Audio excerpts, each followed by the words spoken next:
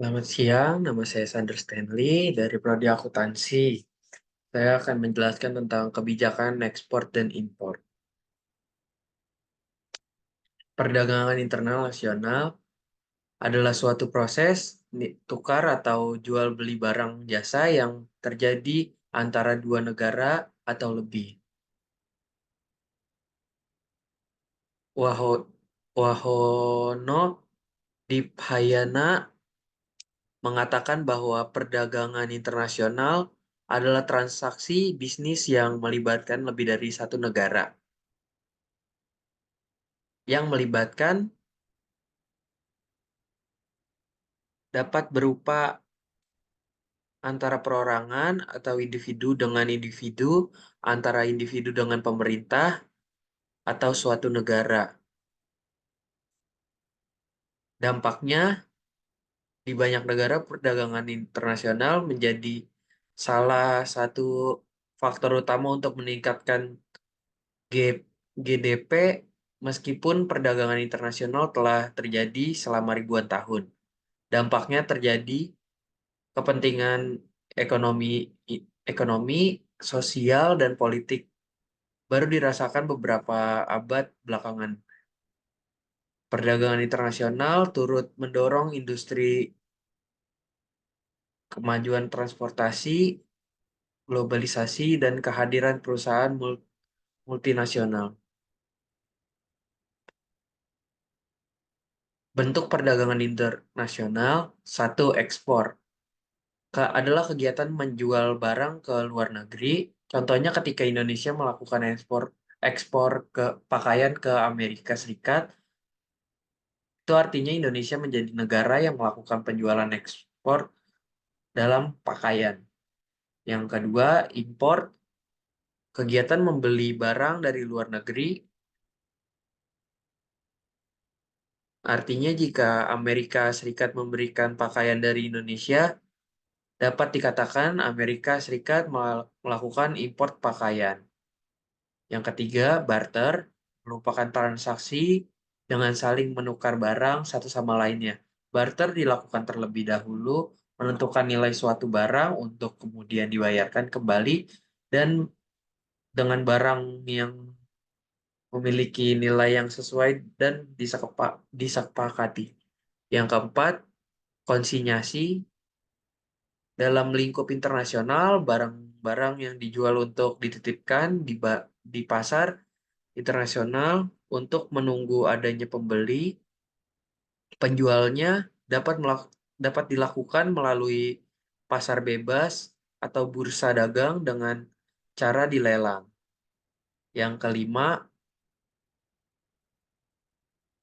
pack, pack deal.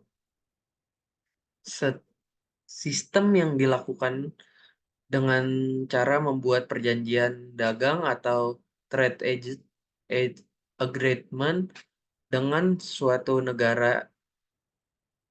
Isi perjanjian tersebut merupakan ketetapan jumlah barang yang akan diekspor ke negara lain atau impor ke negara lain tertentu. Yang keenam, border crossing adalah perdagangan yang terjadi di negara yang saling berbatasan dengan dan berdasarkan perjanjian tertentu. Tujuannya untuk memudahkan penduduk yang berada di negara perbatasan agar lebih mudah dalam berbelanja. Yang ketujuh, border crossing.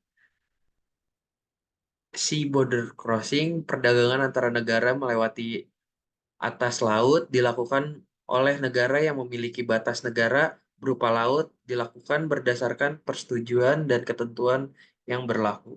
Yang kedelapan, overland border crossing.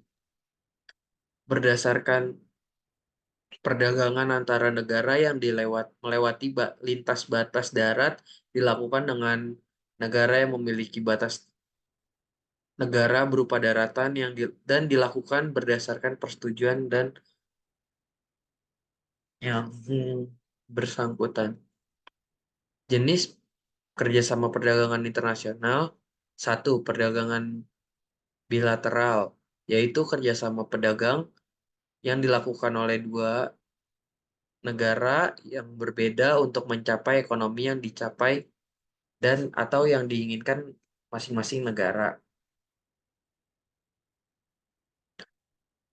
Yang pertama, contohnya memelihara kepentingan nasional, memelihara perdamaian, meningkatkan kesejahteraan ekonomi. Situs Kemenlut RI saat ini Indonesia telah menjalin kerjasama dengan 162 negara. Yang kedua, perdagangan interregion yaitu kerjasama perdagangan yang dilakukan beberapa negara namun dalam cangkup wilayah atau region tertentu.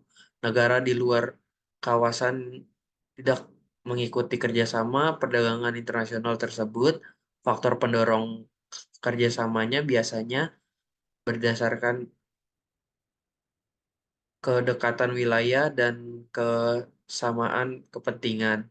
Yang kedua, persamaan latar belakang sejarah atau histori. Yang ketiga, sumber daya alam dan orientasi pemasaran produk ekspor. Yang keempat, teknis. Contoh kerjasama antar regionnya, satu, Asosiasi of South Asian National atau disingkat ASEAN. Uh, yang kedua, APSC, yang ketiga Europa Union atau Uni Eropa, dan yang ketiga perdagangan multilateral yaitu kerjasama perdagangan yang dilakukan oleh beberapa negara tanpa adanya batasan wilayah tertentu. Kerjasama ini memiliki cangkupan wilayah yang besar, terbuka secara umum, dan dinilai transparan, adil, dan efektif. Contohnya, UN atau Persatuan Bangsa-Bangsa, terus WTO, IMF, World Bank atau Bank Dunia Ekonomik dan Sosial Council, Organisasi Kerjasama Islam, Gerakan Non-Blok. Manfaat perdagangan internasional, satu, memperoleh devisa. Jika kita mengekspor suatu komoditas didapat dari mata uang asing seperti dolar Amerika, yen, atau jenis mata uang lainnya. Contohnya, ada turis asing dari Eropa membawa mata uang euro, kemudian mereka ke money charge dan menukarkan dengan rupiah. Setelah itu dengan akumulasi uang euro menjadi rupiah dan euro untuk jadi menetapkan di Indonesia menjadi menambah secara agregat devisa negara.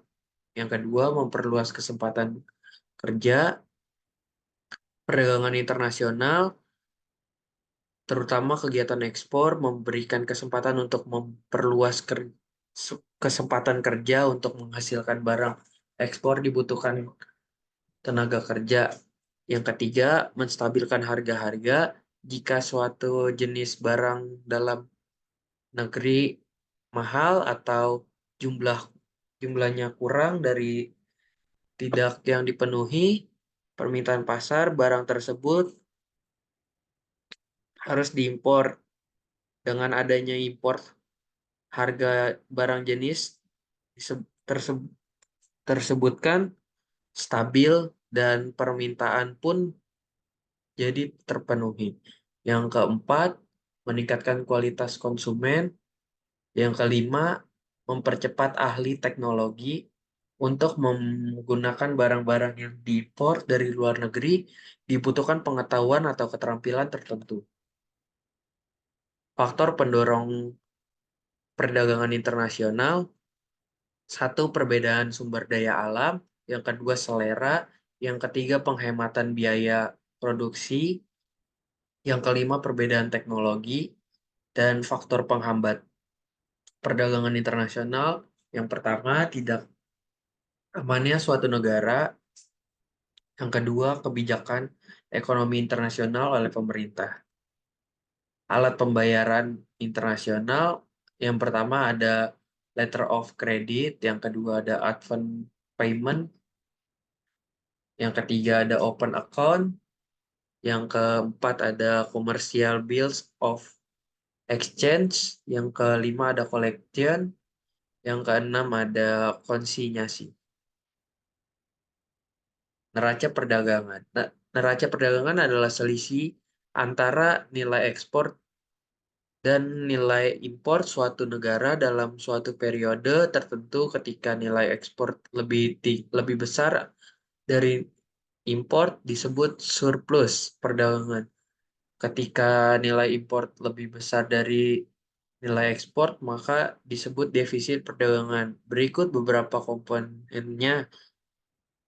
Ada transaksi modal, selisih perhitungan, transaksi satu arah, lalu lintas moneter, transaksi perdagangan, dan beberapa faktor yang mempengaruhinya ada pendapatan luar negeri, pendapatan domestik, nilai tukar, real. Jenis neraca pembayaran. Satu, neraca pembayaran defisit. Yang kedua, neraca pembayaran surplus. Yang ketiga, neraca pembayaran seimbang. Pengertian devisa. Sektor uang pada suatu negara dikatakan sebagai sektor yang penting dalam pertumbuhan ekonomi negara. Suatu keuangan yang diibaratkan seperti jantung negara. Dengan kata lain, jantung yang sehat dan stabil, maka pertumbuhan ekonomi yang berjalan akan lancar. Cadangan devisa yang dimiliki oleh suatu negara merupakan salah satu parameter yang menandakan bahwa sektor keuangan negara tidak mengalami masa dan roda ekonomi yang berputar dengan baik. Jadi, devisa merupakan suatu hal yang harus diberikan perhatian khusus oleh suatu negara agar roda ekonomi berputar dengan baik, sehingga pembangunan-pembangunan juga berjalan dengan baik. Bukan hanya itu, citra baik suatu negara akan muncul ketika cadangan devisa terus menumbuh. Fungsinya satu, alat pembiayaan utang negara luar negeri, alat pembayaran perdagangan internasional, alat pembiayaan hubungan internasional, yang keempat sebagai sumber pendapatan negara. Sumber devisa. Setiap devisa yang ada pada suatu negara pasti berdasar dari suatu pendapatan yang paling besar. Maksudnya, jika suatu negara unggul dari pari- sektor pariwisatanya, maka negara itu akan memaksimalkan pertumbuhan sektor pariwisatanya supaya dapat turis luar negeri atau turis lokal datang, sehingga negara sumber devisanya yang tinggi. Sumber devisa yang tinggi akan menjaga kestabilan cadangan devisa yang dimiliki oleh suatu negara.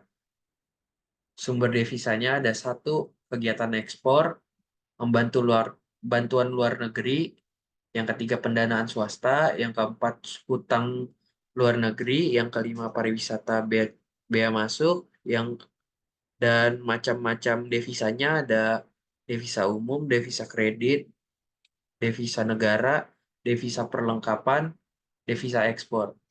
Dan bentuk-bentuk devisanya bisa berbentuk surat berharga, surat-surat wesel luar negeri, dan valuta asing. Mungkin itu aja, sekian dari presentasi saya hari ini. Mohon maaf jika ada kesalahan kata ataupun salah pengucapan. Terima kasih.